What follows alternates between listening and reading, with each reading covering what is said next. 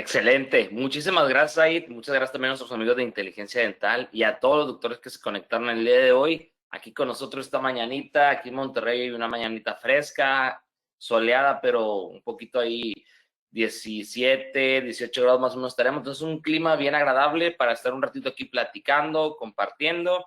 Es una plática que yo sé que les va a ayudar bastante, si no es nada, cero tediosa. Al contrario, les va a dar muchos tips clínicos para que desde el día de mañana lo puedan aplicar con sus pacientes y puedan mejorar todas sus características, sus habilidades para poder manejar el dolor de su paciente, ¿ok?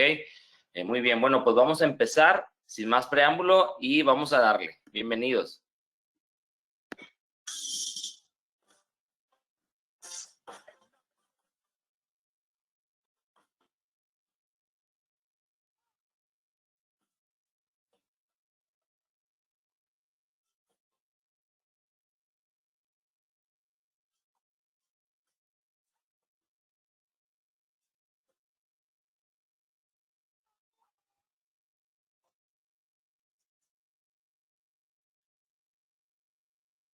Muy bien, perfecto. Pues miren, el día de hoy vamos a comenzar, como bien lo decía nuestro amigo Said, con este Painless Tour, que yo sé que les va a encantar y les va a ayudar bastante, y les pido por favor que no se lo pierdan las siguientes charlas porque sé que van a estar excelentes. Sí, el día de hoy vamos a hablar de todo lo que no debes de hacer con tu anestésico local.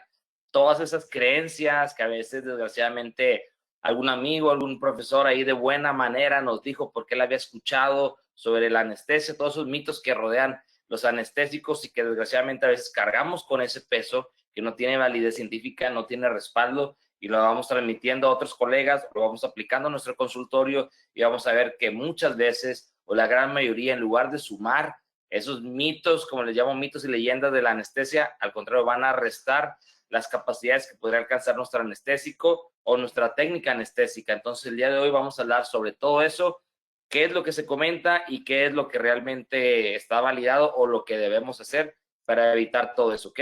Y yo lo que quiero es que ustedes sean parte de este movimiento que comenzó hace poco que se llama No Pain Dentistry. ¿Qué quiere decir esto? Que ustedes sean unos doctores con los cuales el paciente sepa que en su consultorio, en sus manos, no duele sus tratamientos, ¿sí? Sabemos que los pacientes tienen miedo de ir al dentista, nos temen, ahora parece que están viendo el chupacabras cuando ven al dentista, cuando entran al consultorio, cuando huele ahí a consultorio dental, cuando escuchan la pieza de alta, ¿sí? Cuando escuchan el aspirador, los pacientes realmente están ansiosos. Un paciente para que pueda sacar cita contigo, para ir a tu consultorio, realmente ya estuvo 2, 3 semanas pensando que si va, que si no va, y que si ya no le duele, que si ya lo que le dio la comadre ya le va a ayudar para que no le moleste, etcétera. Entonces realmente el pobre paciente está de esa forma como que no logra avanzar, y ya cuando va contigo es porque ya se resignó o ya lo animaron y ya va a ir a atenderse, ¿sí? Entonces, es un paciente que regularmente no va a ir de buenas a primeras, o no se va a levantar un día como hoy y va a decir, ¿sabes qué? Te voy a ir con el dentista que me anestesia, sino realmente es un temor que ellos cargan, ¿sí? ¿Por qué? Por parte de la cultura, que los papás les dicen, pórtate bien, no te llevo al dentista, o está el niño ahí en el consultorio y le dicen, ¿sabe qué, doctor? Sáquele todas las muelas, o oye, si no te portas bien, te va a poner un piquete el doctor, o no, eso duele bastante. Y entonces, desgraciadamente, van transmitiendo esas sensaciones negativas que el paciente muchas veces, sin experimentar un tratamiento dental o sin pisar el consultorio, ya tiene miedo y ya no quiere ir. Entonces, es nuestra labor como prestadores de servicios de salud mejorar esa experiencia, ¿sí? Darle una experiencia no pain dentistry, que sea al paciente que no sufra ir al dentista, que no sea un martirio ir al consultorio dental y que le puedan arreglar el diente. Y ustedes lo saben, lo han visto, que muchas veces es más la ansiedad, el temor y el miedo que el paciente arrastra o respecto al tratamiento que lo que realmente el tratamiento involucra, ¿sí? Muchas veces los pacientes dicen, ¿sabe qué, doctor?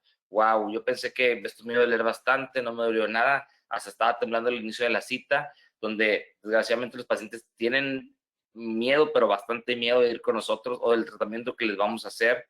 A lo mejor una limpieza no, pero lo que viene siendo alguna preparación de cavidad, alguna operatoria dental, endodoncia, como en mi caso, alguna cirugía, ¿sí? Realmente engloba no una especialidad, sino todas las ramas de la odontología, esto que es la anestesia local, los anestésicos locales, y por eso yo quiero que sean ustedes parte de este movimiento No Pain Dentistry. No Pain Dentistry es ser un doctor que sabe cómo atender a sus pacientes sin que le moleste nada y el paciente tenga ganas de regresar con ustedes, ¿ok? Y viéndolo de otra forma más pragmática, ¿sí? Alejado de la clínica, de lo que sucede en el sillón, si ustedes lo ven, si ustedes toman en cuenta hoy en día el ofrecer una odontología sin dolor, si una experiencia grata, sin dolor, es un método de venta para el paciente y para el consultorio, lo cual va a reflejarse en mayores ingresos para ustedes. ¿Por qué? Porque el paciente en su mente no sabe de procesos de adhesión, no sabe de limas rotatorias, no sabe de irrigantes, de hemostáticos. Para el paciente, doctor con el que no duele es un excelente, un buen dentista, ¿ok? Doctor con el que duele, mal dentista. Puede ser que el doctor con el que le dolió tenga 2 especialidades, una estancia clínica en, no sé, en Harvard, si tú quieres, pero si el paciente le molestó, es un paciente que va a decir que eres mal dentista, que tienes la mano pesada, etcétera. Entonces, realmente, eso es un diferenciador, ¿sí? Entre otros colegas, entre la competencia, si lo quisieran ver hacia ustedes, que no me gusta esa palabra, pero realmente es un diferenciador de su clínica y de su trabajo, lo cual va a hacer que los pacientes se fidelicen con ustedes y sean fieles, quieren regresar, te lleven a la esposa, a los hijos, a la mamá, a la suegra. Bueno, algunos, si contigo le duele, a lo mejor van a llevar a la suegra para que también ahí la tortures un buen rato, pero los que no les moleste, te van a llevar a toda la familia, amigos, te va a recomendar.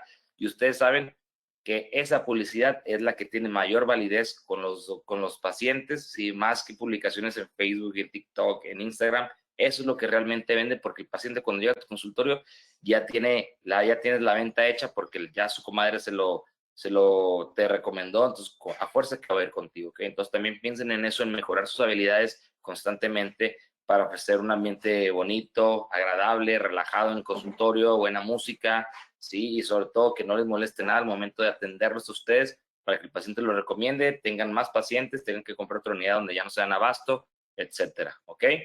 Bueno, pues ya entrando ahora sí a nuestra charla de Painless Tour, vamos a ver cuáles son los errores más comunes al anestesiar a nuestro paciente con dolor. ¿Qué es lo que ocurre ahí? ¿Ok? Bueno, vamos a ver que uno de los errores más comunes que vamos a cometer los odontólogos es calentar el cartucho anestésico pensando que le va a doler menos al paciente.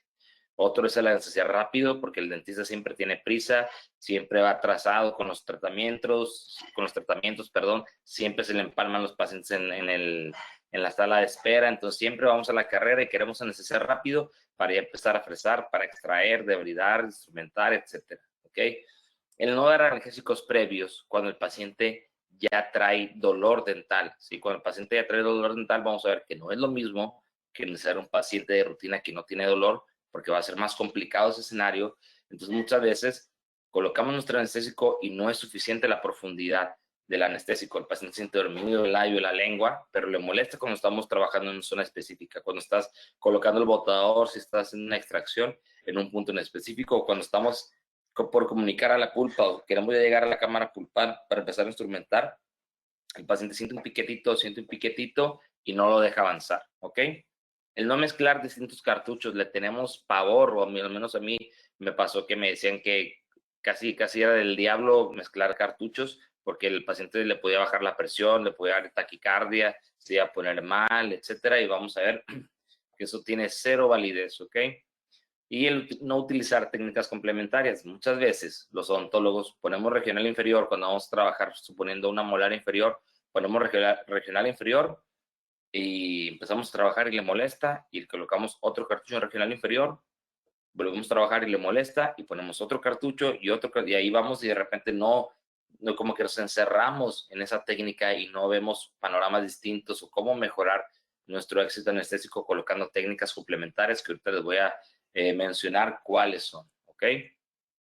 Y entonces el paciente te va a decir, oiga, ¿por qué me molesta tanto un diente? Sí, yo creo que todos hemos tenido la señora, la madre de familia que dice, oiga, yo tengo 3 niños, sí, 2 fueron por cesárea, uno fue por parto natural y nunca había experimentado un dolor tan intenso, tan fuerte como este que me trae con usted el día de hoy, sí, o hay pacientes, probablemente algunos de ustedes que están viendo ahorita este 20 de noviembre, que le están mandando mensaje, oiga, doctor, va a consultar hoy, oiga, doctor, ¿a qué hora abre el consultorio? Es que traigo un dolor desde el viernes que no me deja, etcétera, ¿sí? Entonces lo que yo quiero es que el día de hoy revolucionen, este 20 de noviembre, revolucionen la forma de anestesiar a sus pacientes, ¿ok? ¿Y por qué le molesta tanto al paciente? Pues precisamente por todas estas fibras nerviosas sensitivas, ¿sí?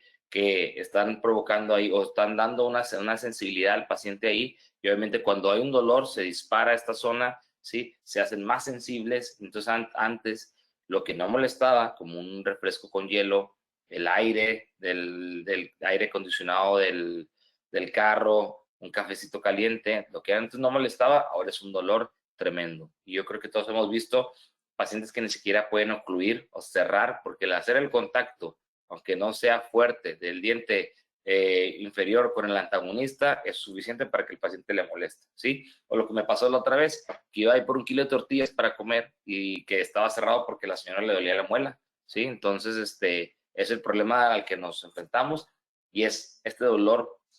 Ustedes saben que el paciente le va a restar su calidad de vida. Si no pudiera al trabajo por el dolor tan tremendo que tiene, le va a provocar que se le afecten los ingresos, etcétera. Entonces realmente es una espiral negativo que nosotros como especialistas en el manejo de dolor, no importa si somos odontólogos generales o con alguna especialidad, tenemos que resolver sí o sí de la forma eficiente, ¿ok? Pero, ¿por qué fracasa el anestésico? Sí, se supone que es algo diseñado específicamente para bloquear esos impulsos nerviosos durante un tiempo determinado, ¿sí? Bueno, vamos a ver este artículo que habla sobre los fracasos en la anestesia local en endodoncia, perdón. Y vamos a ver que los tejidos inflamados, un tejido, un diente con dolor previo, siempre va a ser más complicado de anestesiar. Vamos a ver que un diente en condiciones normales, vamos a llamarlo una operatoria que no molesta, una cirugía tercera molar que tampoco está molestando, vamos a tener un 75 a 90% de efectividad en nuestra técnica anestésica, ¿ok?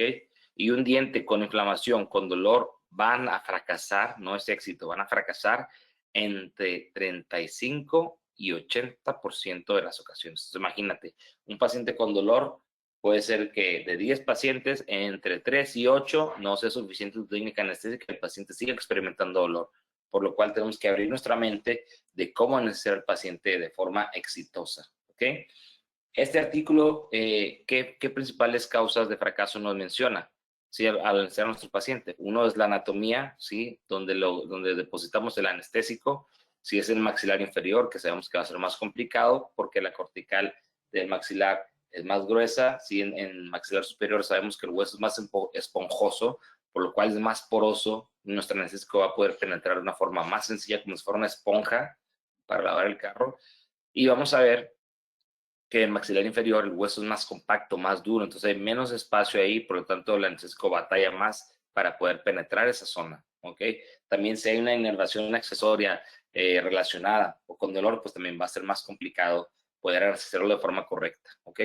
El pH de los tejidos a anestesiar y el anestésico utilizado. Si sabemos que un tejido con dolor, si un diente con dolor, el pH de esos tejidos va a ser un poco más ácido debido a la inflamación, ¿sí?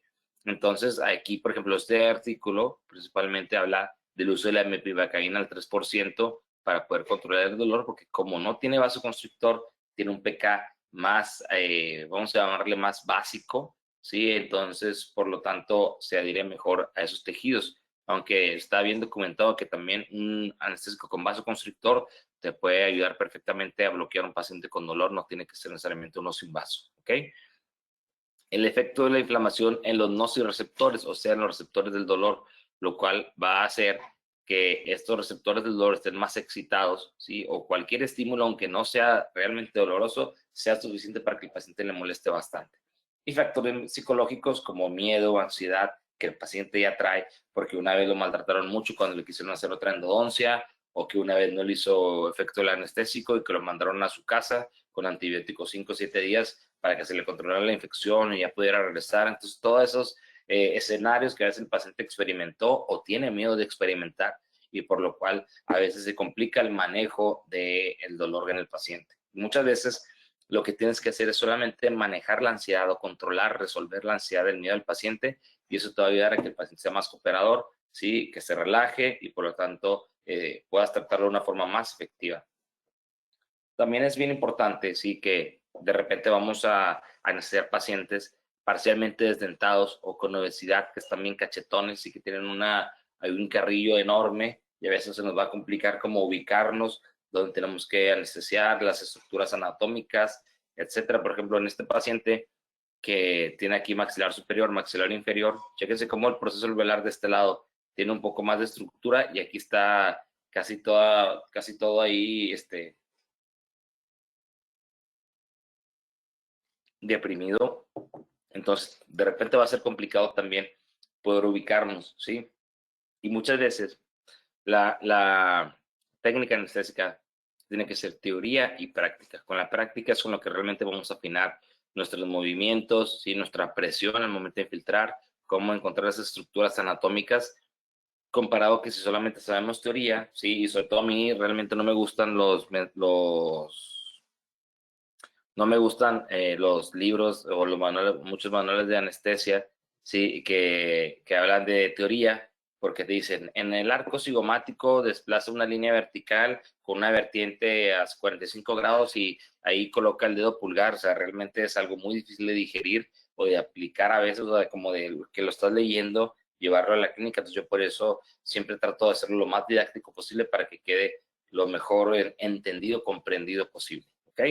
Bueno, también hay que ver que va a haber algunas series de medicamentos sistémicos que van a afectar en la pulpa, ¿sí? Por ejemplo, las estatinas, como aquí lo dice este artículo del JOE, ¿sí? Del 2022, van a ayudar a disminuir la presencia de peritonitis apical, ¿sí?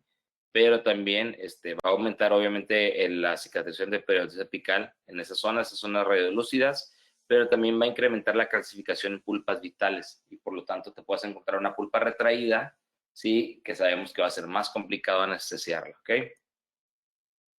Y a veces quisiéramos tener esto, si un ritual para anestesiar bien, ponerlo en YouTube, en TikTok, ritual para anestesiar bien de mono evidente y que ya te dijera cuántos padres nuestros, qué veladora, etcétera, si una veladora dorada para que sea como Medicaín, 1/100,000 y una verde militar porque sea 1/200,000, pero sabemos que no es así, eso no existe todavía, ¿ok? Y probablemente jamás va a existir. O a veces quisiéramos hacer así una no pain dentistry extracción, que el paciente va por un blanqueamiento, ¿sí? Y le tomas impresión con alginato y plac, cuando le quitas la cucharilla se viene con todo y caninos. Y ya, pues, ¿sabe qué? Pues ya es modelos y extracción sin dolor, pero sabemos que es complicado, ¿ok? Entonces vamos a ver qué factores son los que influyen en el dolor al momento de anestesiar al paciente, qué realmente es lo que está bien documentado, 100% real, no fake, como dirían, que es lo que participa en el dolor que el paciente percibe, siente en el momento de anestesiarlo. Perfecto. Bueno, son dos y quiero que se los graben, por favor, bastante bien. Uno es la punción de la aguja, cuando esa aguja, ¿sí? De acero, ¿sí? Metálica, va penetrando los tejidos, ¿sí? Para llegar al sitio donde lo vamos a depositar. Esa punción molesta, ¿ok? La segunda va a ser la presión ejercida al infiltrar el anestésico, ¿sí? Sabemos que a mayor presión al anestesiar a nuestros pacientes, pues obviamente se va a anestesiar más rápido, ¿sí? O va a depositarse más rápido el anestésico, más bien. Pero realmente al ejercer mayor presión, pues también el paciente va a sentir mayor dolor porque eso va a estar molestando. Y súmale que sea una técnica dentaria anterior, que vas a necesitar un lateral, un central superior, pues obviamente el paciente le va a molestar bastante. Entonces, si tú controlas la punción de la aguja al momento de anestesiar a tu paciente y la presión con la que infiltras el anestésico, vas a tener la ecuación resuelta para que el paciente no le moleste o le moleste lo menos posible. ¿Cómo podemos resolver lo de la punción de la aguja? Pues muy fácil, utilizando un anestésico tópico que anestesie la mucosa de forma tópica y por lo tanto cuando penetre en su primera parte esa aguja no le moleste al paciente y te permite ir depositando lentamente ese anestésico, ¿ok? La segunda, la presión ejercida al infiltrar. Ahorita vamos a ver un artículo que la perfectamente eso. Sí, pacientes que se anestesiaban un cartucho tomando 60 segundos al dentista, con pacientes que duraban creo que 20 segundos anestesiándolo, se encontró que aparte de que era menos doloroso al paciente que se anestesiaba en 60 segundos, o sea, en un minuto un cartucho, también se veía un mayor éxito o una mayor penetración de ese anestésico a nivel pulpar en pacientes con dolor. Y ahorita lo vamos a ver, ¿ok? Anestesia rápido, les digo, esa urgencia que tiene el bendito dentista para poder ahí hacer rápido a sus pacientes porque le molesta y tiene prisa y ya tiene hambre y ese puente y hace que ir a la casa, etcétera. Pero realmente tenemos que tomar nuestro tiempo en esto, ¿ok? Fíjese, hoy en día, afortunadamente, 2023, y lo que nos falta por descubrir, ¿sí? Tenemos herramientas para poder hacer los tratamientos más rápidos, lámparas de fotocurado más potentes, ¿sí? Pistolas para mezclar los materiales de impresión, ¿sí? Materiales de impresión que tienen mayor nitidez en menor tiempo, ¿sí? Fresas, motores de endodoncia, limas rotatorias, todo para poder hacer más rápido ese tratamiento, la parte mecánica, ¿sí? Pero yo siempre les digo que hay pasos no negociables que debes de tomarte el tiempo que necesitas. Y anestesiar es uno de ellos. Ok, anestesiar rápido a mí no me funciona porque primero ya me acostumbré a no hacerlo así, sé que le va a doler más a mi paciente y no voy a tener el éxito anestésico que estoy buscando, esa profundidad de la anestesia, no una anestesia superficial, sino algo que realmente no le moleste nada al paciente. Ok, y yo quiero y necesito tomarme mi tiempo para anestesiar al paciente de forma correcta, ¿sí? Y ya mi paciente bien anestesiado, todo lo que sigue se va a ir súper rápido, ¿sí? Todos los tratamientos que siguen se van a ir bien, bien rápido y no voy a batallar nada. Pero ya después de que lo anestesié bien, tómate el tiempo para anestesiar bien a tu paciente, ¿sí? Y después le metes turbo si tú quieres a todo lo demás, pero te va a permitir trabajar de una forma más sencilla, más cómoda, más rápida, el tenerlo bien anestesiado para que no te tengas que estar deteniendo de que, oiga, ¿le duele? Ay, espéreme, a ver, ¿le duele? A ver, déjeme le pongo un poquito más, o aguánteme tantito y vamos a acabar. O si le vuelve a molestar, me dice, y el paciente van 3 veces que te dice, bueno, si le vuelve a molestar, me dice, sí, o sea, de repente también nosotros nos queremos hacer locos en ese aspecto, si queremos ignorar eso, pero realmente hay que tomar en cuenta eso, ¿ok? Tómate el tiempo para anestesiar bien a tu paciente y lo demás, como diremos, se va de agua, se va rápido, ¿ok? ¿Cuánto tiempo te puedes tardar en anestesiando un paciente? Vamos a poner el caso, poner 2, 3 cartuchos, 5 minutos en anestesiar a tu paciente, 10 minutos si quieres, ¿sí? Y con eso vas a ver que te va a agilizar y te va a dar tranquilidad en todos los demás procesos que vienen después, ¿ok? Pero inviértanle en anestesiar bien a su paciente al inicio y van a ver cómo no van a batallar, ¿ok? Pero a veces somos muy tercos y no entendemos, ¿ok? O pensamos que porque esa picaína ya es mágica y pum, de volada, a los 5 segundos ya puedo estar ahí tratando de luxar el diente o llegando a la cámara pulpar y tenemos que darle el tiempo correcto. ¿Por qué? Porque depende también, ¿sí? El éxito anestésico del escenario el que nos estamos enfrentando. Un paciente con dolor, un paciente con una pulpitis irreversible sintomática, pues obviamente va a ser más difícil de controlar completamente el dolor o bloquear completamente sus impulsos nerviosos que un paciente con una necrosis o un paciente que va de rutina por algún otro tratamiento. Entonces tenemos que entender eso realmente, ¿ok? Yo he estado en casos en los que me he tardado a veces hasta 15, 20 minutos en anestesiar bien al paciente, ¿sí? ¿Por qué? Porque veo que le molesta un poquito, tengo que estar poniendo técnicas complementarias, volver a revisar si no le molesta, pero esos 20 minutos que parecen bastante, me va a permitir hacer el tratamiento que sigue de forma rápida y sencilla a que si me estoy deteniendo a cada rato y me estoy deteniendo. Y aparte, si tú lo ves desde el punto de vista del paciente, el que te estés deteniendo y deteniendo y deteniendo y deteniendo, va a decir el paciente, oiga, pues este doctor no sabe o no me puso buena anestesia o de buena marca o qué está pasando o es practicante o es doctor de la pandemia. O sea, va a empezar a pensar muchas cosas porque tú no logras tener ese éxito, ¿ok? Muy bien. Bueno, pues vamos a ver este artículo que habla de el efecto de la velocidad de la inyección, ¿sí? En el bloqueo de regional inferior, ¿sí? O del nervio alveolar inferior, ¿sí? Entonces, lo que vimos es que había una técnica regional inferior en la que estaban 1 minuto para depositar un cartucho, como les platico ahorita, y otro de 15 segundos, ¿ok? Y entonces encontró, comparándolos, que la técnica lenta, que lenta 1 minuto realmente no es mucho tiempo, ¿sí? Produjo, ¿sí? Mayor número de episodios de no respuesta pulpar que la técnica rápida, ¿sí? En molares, premolares, incisivos y centrales, ¿ok? En todos los dientes tuvo mayor efecto la técnica lenta, ¿sí? Para tener mayores episodios de no respuesta. ¿Qué es lo que hacían? Ansiaban los pacientes, unos tomándose 60 segundos, otros 15 segundos, y después ponían el vitalómetro, ¿sí? Para ver cuándo lograban que el paciente ya no sintiera esos estímulos eléctricos, ¿sí?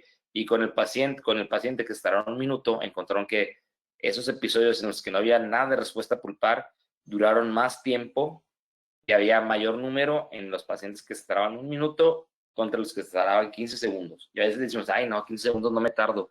Pero un día tómense el tiempo o chequen en cuánto estarán, pues darle un anestésico al paciente y se van a sorprender, ¿ok? En conclusión, la técnica lenta de 60 segundos de 1 minuto produce más episodios de no sensación al máximo estímulo del vitalómetro o electrónico de la pulpa en todos los dientes molares, premolares, caninos, centrales, laterales, ¿ok? Y aparte también la técnica lenta, como va a haber menor presión, pues obviamente va a ser más cómoda para el paciente que la técnica rápida, ¿ok? Otro, que es de mis favoritos, y con los cuales a veces hasta me he peleado ahí en TikTok o de repente se enojan cuando lo pongo, pero es calentar el cartucho, ¿ok? Calentar el cartucho. ¿Qué es lo que nos dice la teoría, si es que se la podemos llamar teoría?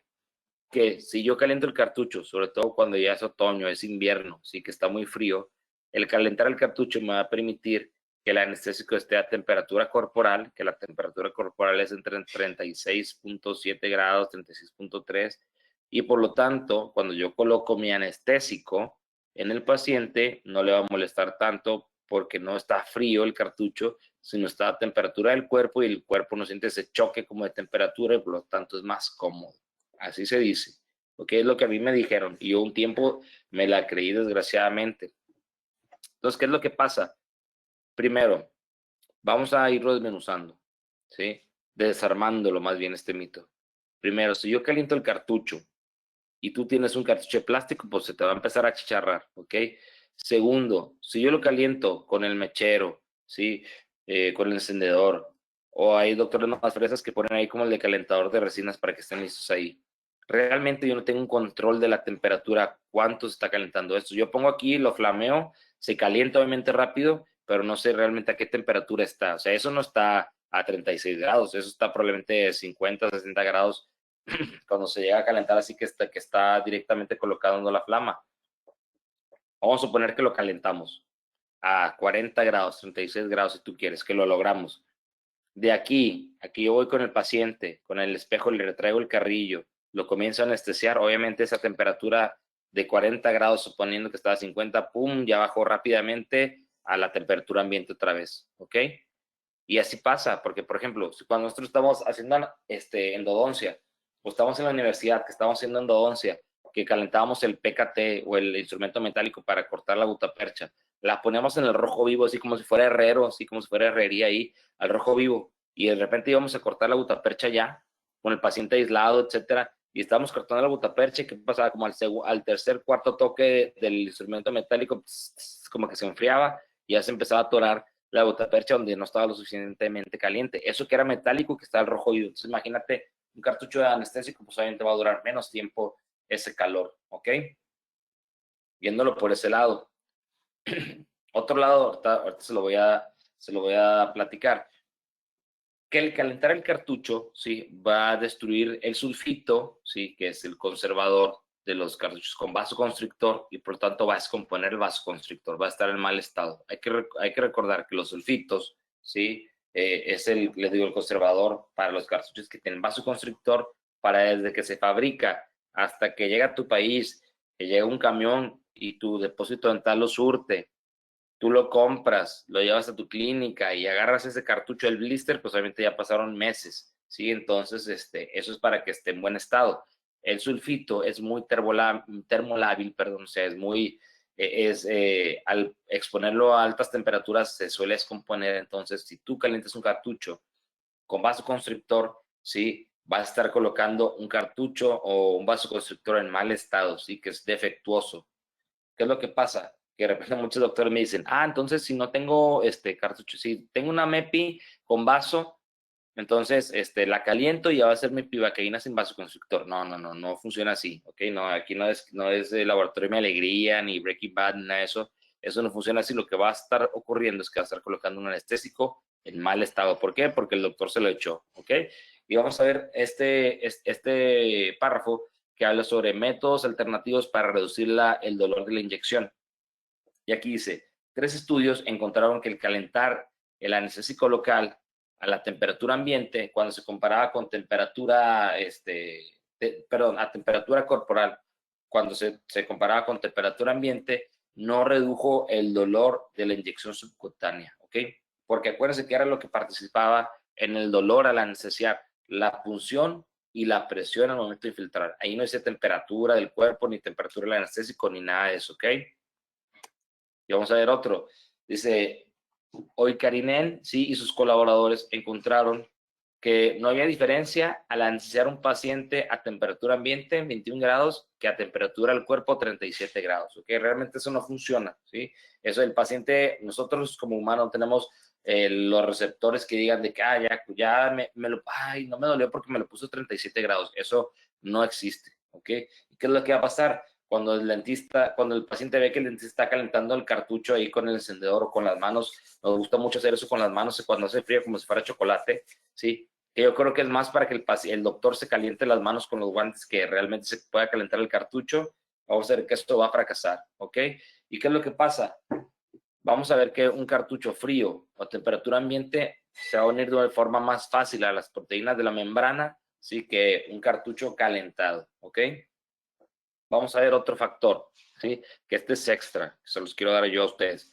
¿Cómo puedo aumentar entonces la duración de mi anestésico sin que tenga mayor concentración de vasoconstrictor o que no tenga vasoconstrictor incluso? Bueno, existe algo que se llama la crioterapia y hay dos estudios que lo avalan perfectamente, ¿sí? Este habla del rol de la temperatura en la acción de los anestésicos locales, ¿ok? De 2006, y otro habla del papel de la temperatura en la acción de la mepivacaína, ¿ok?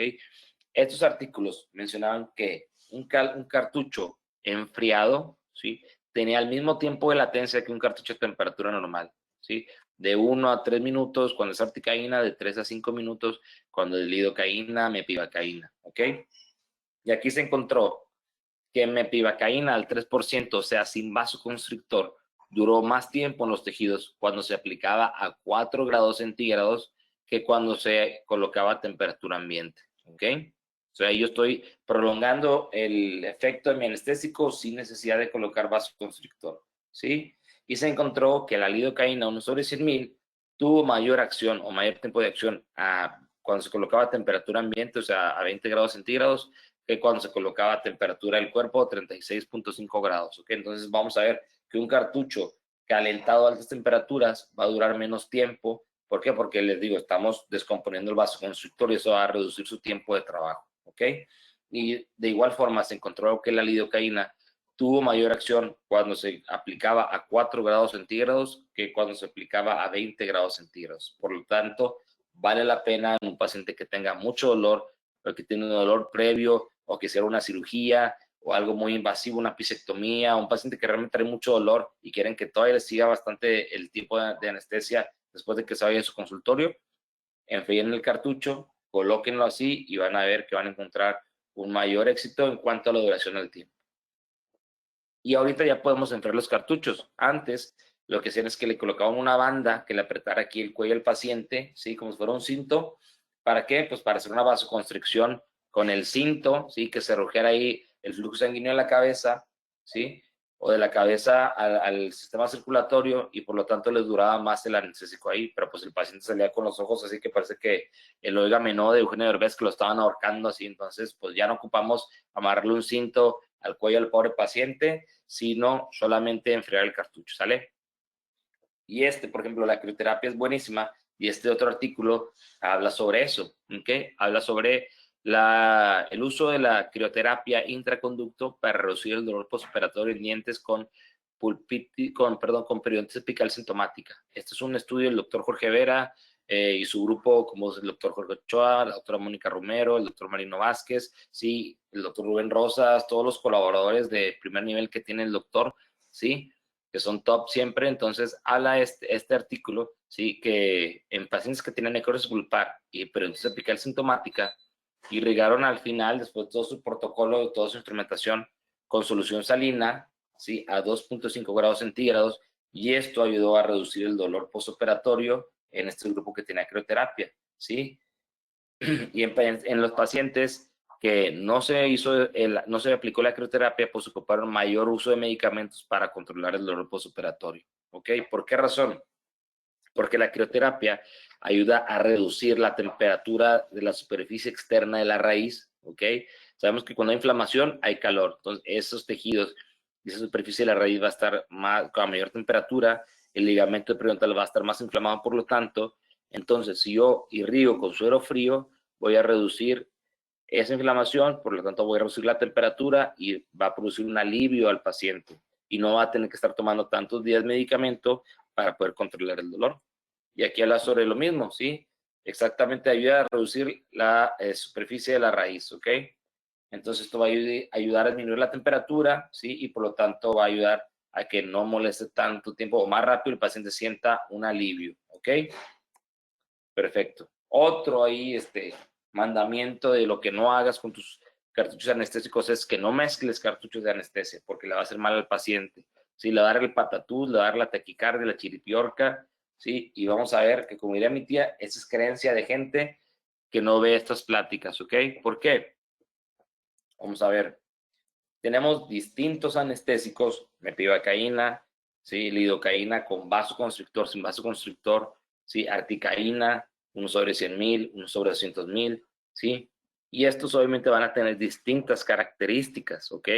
Nos van a brindar distintos tiempos de trabajo y los podemos aplicar en distintos escenarios a los que nos estemos enfrentando, ¿sí?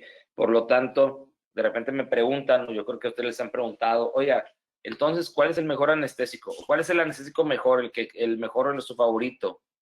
Pues yo les digo, pues depende de lo que voy a hacer, ¿sí? O sea, no existe así como el número uno, ¿sí? Porque realmente si existiera y realmente estuviera sustentado, ya los demás se hubieran prácticamente estado en desuso. Hay países, sí, hay regiones en los que la lidocaína todavía sigue siendo el más usado, ¿sí? En pleno 2023, ¿sí? Cuando tenemos la articaína ahí, pero a lo mejor la lidocaína me sirve para hacer operatorio dental, una extracción, ¿sí? Y funciona muy bien. Para a lo mejor un paciente que le va a hacer una cirugía o que ocupa mayor vasoconstricción, si o mayor efecto por más tiempo sin estar colocando tantos cartuchos, pues aplicaré una articaína 1 sobre 100,000. Un paciente cardiópata, un paciente infantil, un paciente de la tercera edad, un paciente con alguna discapacidad, pues utilizaré a lo mejor 1 sobre 200,000 para que me dé muy, muy buena profundidad, pero que no dure tanto tiempo y por lo tanto el paciente no se vaya a morder, no se vaya a lastimar ahí después de que se vaya al consultorio, ¿ok? Entonces, por favor, téngalo bien en cuenta, ¿ok? Depende del tratamiento a realizar, el tipo de paciente va a ser el anestésico que voy a seleccionar, así de simple. Por lo tanto, no existe un favorito, no existe uno mejor que todos, uno superior que todos, sino depende de lo que voy a hacer, es el que aplicaré, ¿ok?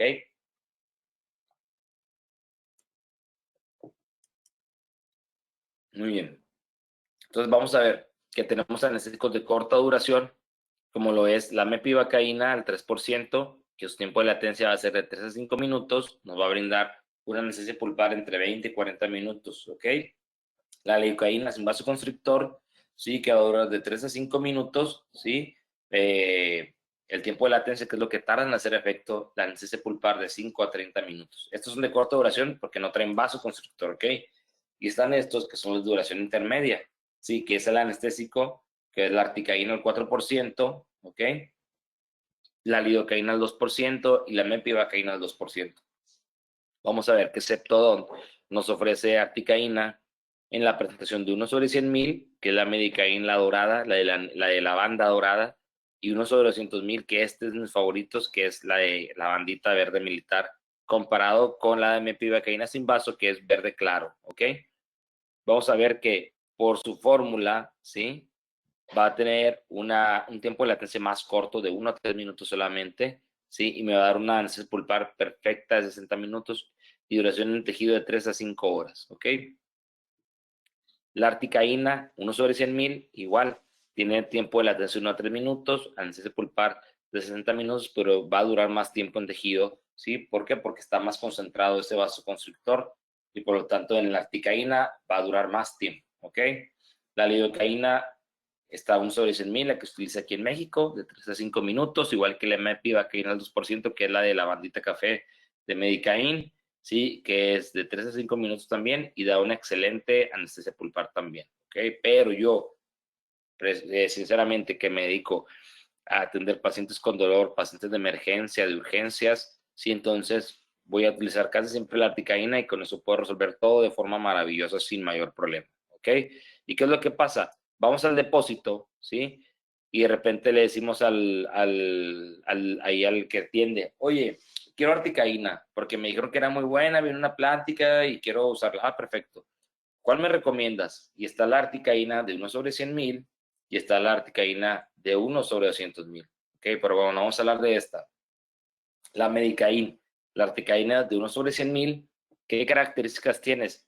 Que es muy liposoluble, por lo tanto va a penetrar mejor en tejidos y en el hueso, incluso en el maxilar inferior va a poder penetrar de forma más sencilla, se va a absorber más rápido, ¿sí? Va a tener una muy alta unión a proteínas de la membrana, por lo cual va a hacer efecto más rápido también. Puede penetrar perfectamente en hueso esponjoso, como en el maxilar superior, o en hueso cortical, como en el maxilar inferior, ¿ok? El tiempo de latencia es más corto, de 1 a 3 minutos, como ya vimos, comparado con Lido y con MEPI, y te da una excelente anestesia pulpar y de tejidos blandos. Si yo voy a hacer cirugía, si yo voy a hacer endodoncia, si voy a hacer operatoria, me va a funcionar de maravilla, ¿ok? ¿Cuál es, no desventaja, pero qué otras características tiene? ¿Sí? Que dura hasta 4 horas en tejidos blandos. Esto a lo mejor, si yo voy a ver un paciente de endodoncia, ¿sí? A las 9, 8 de la noche, porque era una urgencia, pues sé que le va a durar hasta las 12 de la medianoche más o menos el efecto. Pero ojo, no es desventaja, porque si es un paciente que trae dolor, pues yo quiero que sienta ese alivio, siga sintiendo ese efecto anestésico durante más tiempo. ¿Por qué? Porque si hay dolor previo, sabemos que va a existir dolor postoperatorio. Entonces, en lo que el paciente va conmigo, va para su casa a descansar, se toma los analgésicos que le di, pues ya cuando se le pasen esas 4 horas de que se le aplique hasta que se pasó, pues el paciente ya va a estar libre de dolor, ¿ok? Yo lo que quiero es que el paciente, desde que llega a mi consultorio, no le moleste y que ese alivio siga así, ¿ok? Perfecto. Muy bien. ¿Qué es lo que ocurre? Que si dura más de 4 horas, pues va a ser peligroso para niños, ¿sí? Para adultos mayores, no peligroso, pero sí que se pueden llegar a morder el labio, la lengua, o el niño se ande tocando ahí donde sentía anestesia y se lastime, ¿ok? Pacientes con discapacidades, entonces ahí tendríamos que estarlo supervisando todo el tiempo o utilizar la articaína 1/200,000, que hoy en día todavía mucha gente no la usa o no la conoce ni siquiera, y vamos a ver que esta tiene las mismas características que la Medicaína de 1/100,000, muy liposoluble, al tener una proteína de la membrana, penetra perfectamente en hueso esponjoso, en hueso cortical, tiene un tiempo de latencia muy corto, te da una excelente anestesia pulpar y tejidos blandos, ¿ok? Pero lo que ocurre es que va a durar menos su vasoconstricción, va a durar lo mismo que te dura la lido o la MEPI en tejidos blandos, más o menos. Entonces, en pacientes de este grupo, pues puede ser más seguro que se utilice para que haya menor probabilidad de que exista un accidente de este tipo, o en pacientes también que tienen problemas cardiovasculares, pacientes cardiópatas, va a ser más seguro también porque no está tan concentrado ese vasoconstrictor, entonces te da una excelente acción anestésica sin tanto vasoconstrictor y por lo tanto te permite que sea más seguro en este tipo de pacientes, ¿ok? Yo realmente esta es la que utilizo de rutina en el consultorio, ¿sí? Para operatoria, para cirugía, para endodoncia, para todo lo utilizamos en el consultorio y me funciona de maravilla, se los aseguro, ¿ok? Ya cuando tengo un paciente que a lo mejor quiero que le dure 4 horas la anestesia en tejidos blandos porque le hice una pisectomía o le hicimos ahí remodelación de hueso, hicimos una cirugía más invasiva, pues ahí sí quiero que dure más tiempo ese efecto anestésico. Pero si no, este funciona de maravilla, ¿ok? O puedo enfriar uno de estos y también va a durar más tiempo, como ya vimos en la crioterapia, ¿ok? Muy bien. ¿Qué ocurre? Que cuando no doy analgésicos previamente, se puede, que el paciente llega conmigo con dolor. Entonces, si yo ya tengo el diagnóstico, sí, que lo coloqué al paciente, sí, cuando yo administro algún analgésico antiinflamatorio, puede aumentar el éxito de nuestra técnica anestésica. ¿Por qué razón? Sí, porque ya hay inflamación ahí. Entonces, yo ya sé qué diente es el que le molesta, ya tengo el diagnóstico establecido, perdón, pues le doy ese analgésico al paciente y eso me va a ayudar a reducir la inflamación de los tejidos y por lo tanto cuando coloque mi anestésico pues va a funcionar de una mejor forma porque va a penetrar de una forma más efectiva, más sencilla, ¿ok? Muy bien. ¿Y qué artículos avalan esto? Pues este que está aquí, ¿sí? Que habla del efecto de los AINES, ¿sí? Como premedicación en el éxito de la anestesia alveolar inferior en dientes con pulpitis irreversibles sintomáticas. Todos los artículos en los que se habla de manejo de dolor siempre va a ser la pulpitis irreversible sintomática, ¿ok? La que va a funcionar aquí. Entonces, vamos a ver que cuando se utilizaba premedicación de AINES antes de atender al paciente o antes de anestesiarlo más bien, por ejemplo, el que se encontró que tenía mayor efecto era ibuprofeno en dosis arriba de 400 miligramos, aumentaba el éxito de la técnica anestésica de la regional inferior en dientes con pulpitis irreversible sintomática. ¿Saben qué dientes son los más difíciles de anestesiar? Pues los inferiores, sobre todo los molares inferiores, porque la técnica regional inferior suele ser de las más complicadas para lograr un buen efecto anestésico, un buen éxito anestésico. Entonces, aparte si le sumas que es una molar inferior, un diente que presenta dolor, pulpitis irreversible sintomática, que es el escenario con mayor dolor, pues obviamente eso te va a ayudar a mejorar tu efecto anestésico con tu cartucho y eso te va a permitir que trabajes de una forma más sencilla, ¿ok?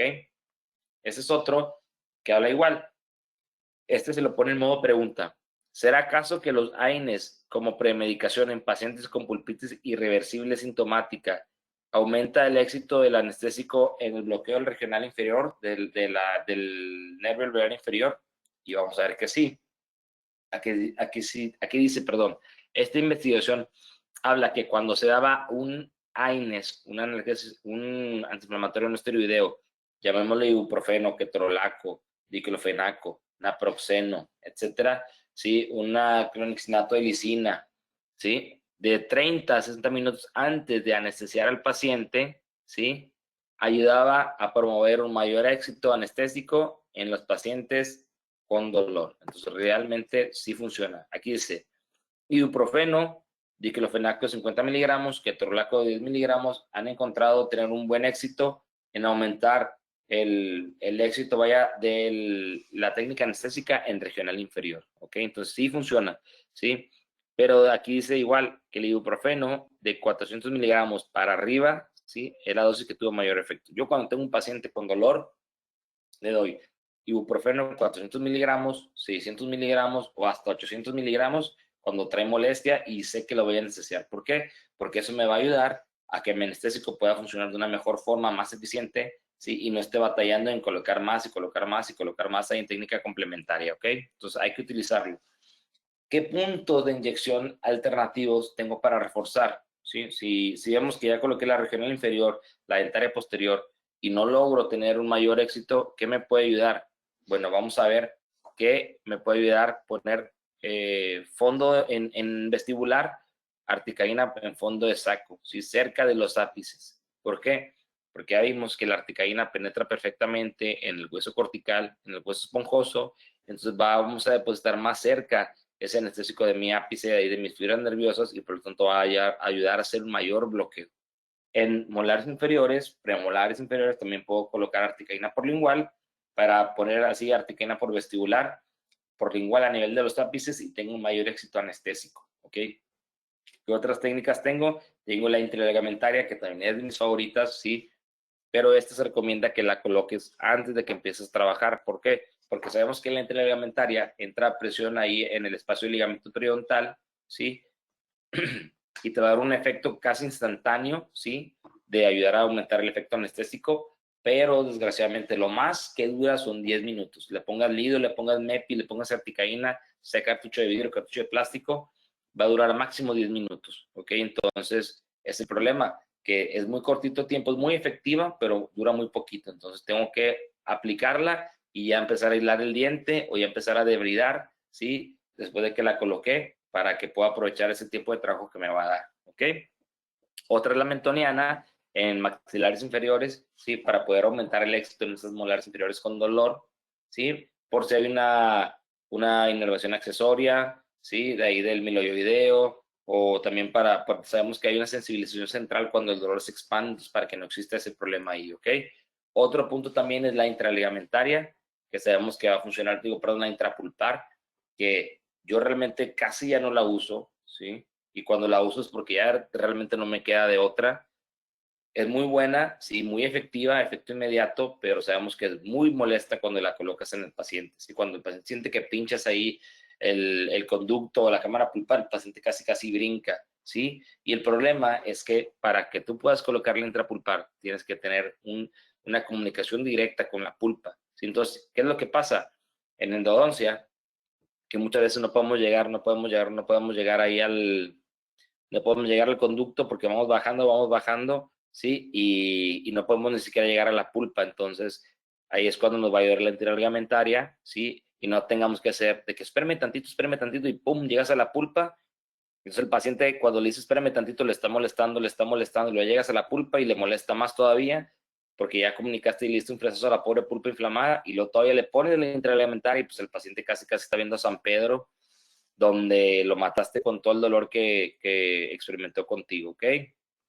Y lo que queremos es que el doctor diga, este doctor lo logró, este paciente sí te va a querer porque va a decir que lo lograste y lo pudiste iniciar de forma perfecta, ¿ok? Entonces vamos a ver, repasando, esta es la entrada ligamentaria que tiene que entrar esa agujita, se ve perfectamente en el espacio del ligamento periodontal, ¿sí? Para que puedan estirar esta zona y te ayude a que puedas trabajar más rápido de forma inmediata y rápido llegas aquí a la pulpa, ¿sí? A la pulpa cameral, empiezas a debridar, instrumentar y elimines eso. ¿Qué otra tenemos por aquí? ¿Sí?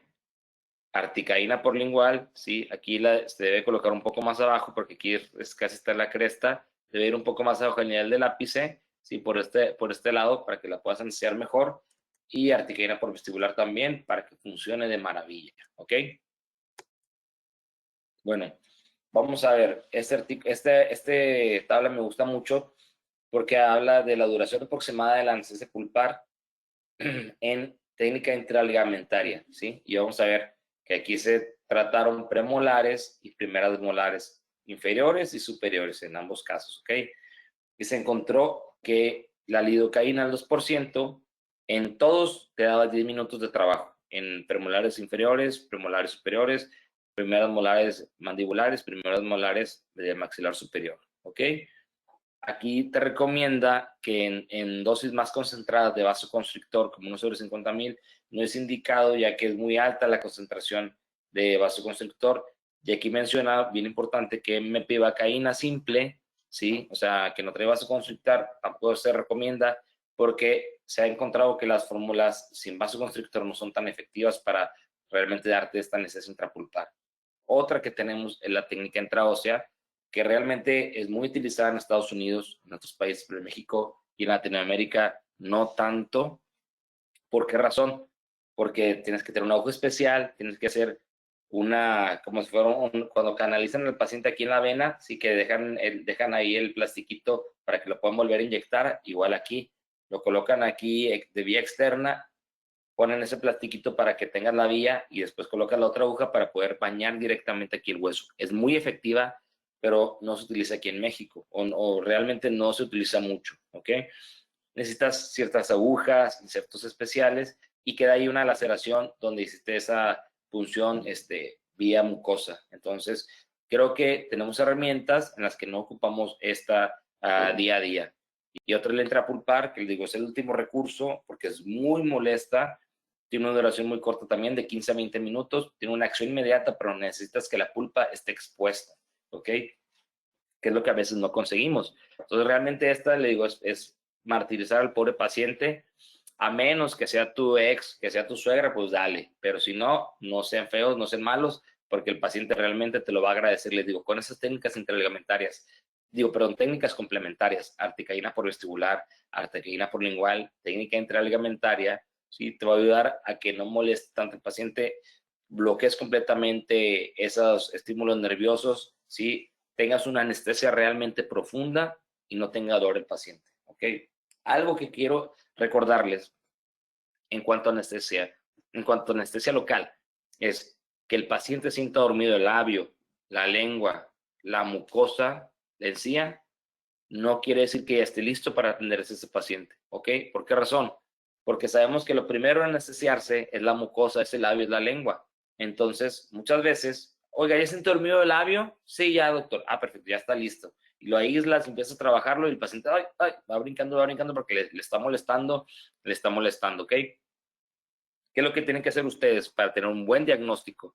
Un buen diagnóstico de su anestesia, una revisión perfecta va a ser cuando el paciente traía dolor al frío, cuando fueron con ustedes, oiga, ¿sabe qué es que no aguanto el dolor al frío? O el aire nada más, mire, haciéndole así, me duele bastante. Perfecto. Lo anestesias, pones su técnica, el bloqueo ya sea referencial inferior, si es una molar inferior, pones interligamentaria si quieres, articaína por vestibular, ya está listo a tu percepción, perfecto. Antes de que empieces a fresar, a debridar el diente, hazle otra vez prueba con el frío, ponle el Endo-Ice otra vez, ¿sí? Échale aire con la jeringa triple, ¿sí? Y si el paciente dice, oiga, le duele poquito, fíjese que ya casi nada, espérate y refuerza nuevamente. ¿Por qué? Porque ese poquito que dice el paciente y que tú quieres creer que es poquito porque ya quieres empezar a trabajar, cuando estés fresando el diente, cuando estés debridando o apoyándote en un punto para extraer ese diente,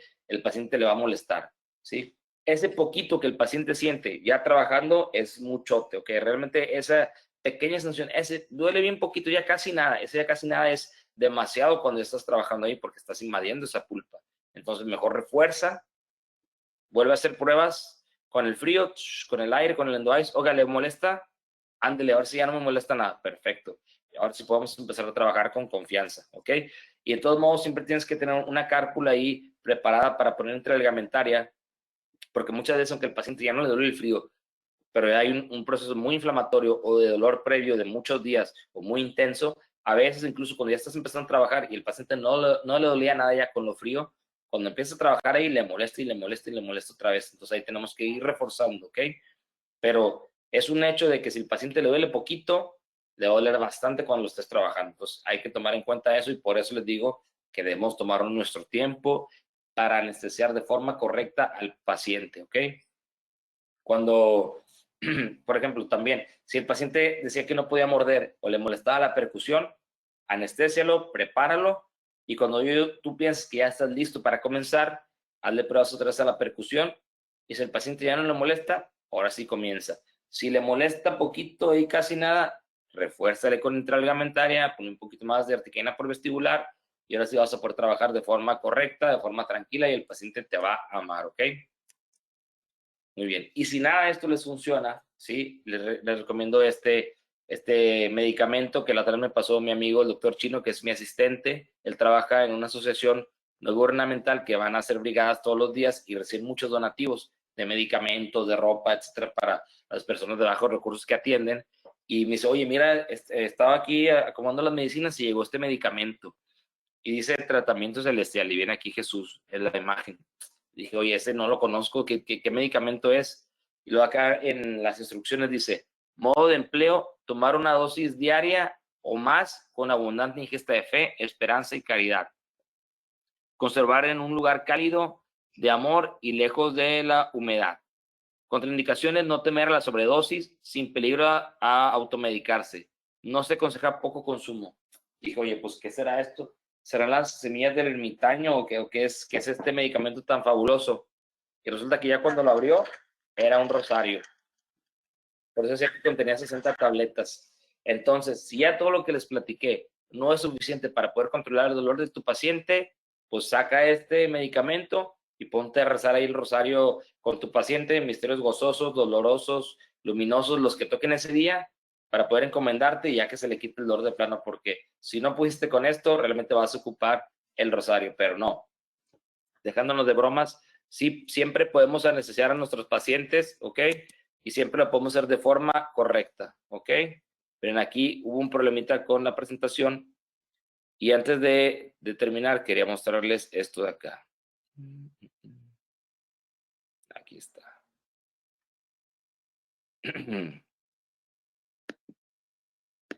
Ok, aquí tenemos. Muy bien. Para anestesiar a nuestros pacientes o antes de anestesiar, de medicar con cualquier cosa a nuestros pacientes, tenemos que tener bien controladas las 3D del manejo del dolor, ¿ok? Que uno es diagnóstico, ¿ok? Tenemos que determinar la causa del dolor de nuestro paciente, saber si es un dolor dental, que podemos tratar en el consultorio, o de plano es un dolor que no es odontogénico, que tenemos que referir con algún especialista, ¿ok? Tenemos que ver qué tratamiento dental va a necesitar nuestro paciente, si es un tratamiento dental quirúrgico o es uno no quirúrgico, ¿ok? Y por lo tanto, qué drogas, qué fármacos va a ocupar el paciente, ¿ok? Vamos a darle analgésicos, vamos a darle antiinflamatorios, vamos a darle una combinación, dependiendo del tratamiento. Pero si no tengo el diagnóstico, no tengo nada. Si no tengo el diagnóstico, yo no puedo ni anestesiar a mi paciente, ¿sí? ¿Por qué? Porque si el paciente dice que le duele el cuadrante 2 y tú lo anestesias y no tienes el diagnóstico, no vas a saber qué diente le está molestando. ¿Y qué pasa si tú atiendes un diente o extraes un diente o haces endodoncia en un diente que realmente no era la causa del dolor? Pues te vas a meter en un problemón con el paciente porque le hiciste algo que no requería en ese diente. Entonces hay que tener bien en cuenta todo eso, ¿ok? Quiero que tengan bien en claro que no podemos recetar algún fármaco o realizar algún tratamiento sin tener el diagnóstico correcto. El diagnóstico correcto es la base de la odontología, la base de tu tratamiento dental. Y teniendo el diagnóstico correcto, te va a decir automáticamente, como si fuera una fórmula Excel, qué tratamiento es el que tu paciente ocupa para que no le moleste nada, ¿ok? El recetar un fármaco o anestesiar al paciente sin tener el diagnóstico solamente te va a llevar a que realices un tratamiento equivocado, ¿sale? Y estos artículos me gustan mucho, ¿sí? Que hablan sobre diagnóstico. Uno es de la eficacia, ¿sí? O la eficiencia de la prueba al frío en dientes con una cobertura total, con restauraciones que cubren la corona completamente, ¿ok?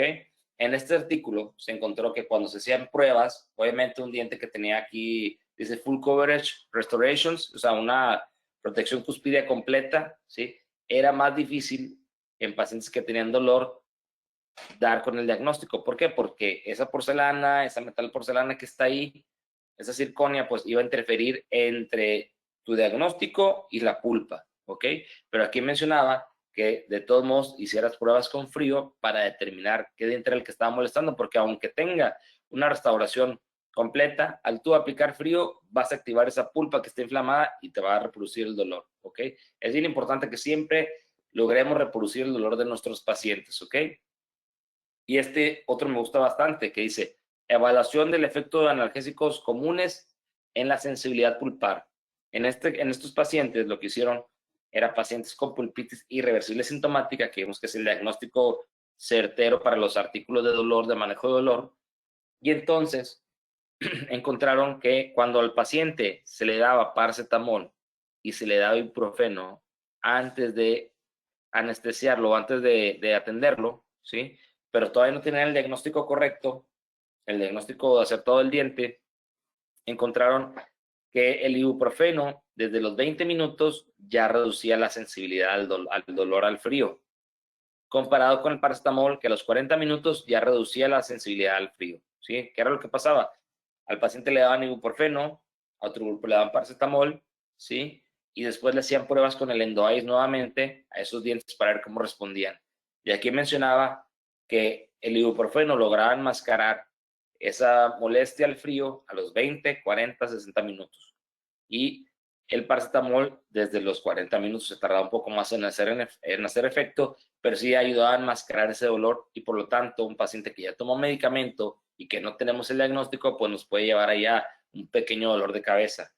Y lo que recomendaba aquí, a un grupo se le hizo con EndoEyes y a otro grupo se le hizo las mismas pruebas, pero con el vitalómetro. Y se encontró que con el vitalómetro no importaba si el paciente había tomado ibuprofeno, había tomado paracetamol, porque se podía reproducir esa molestia con el vitalómetro. Entonces aquí se encontró que el vitalómetro es más efectivo para reproducir el dolor del paciente o un diagnóstico pulpar que el EndoEyes. ¿Ok? Entonces el EndoEyes funciona muy bien, ¿sí?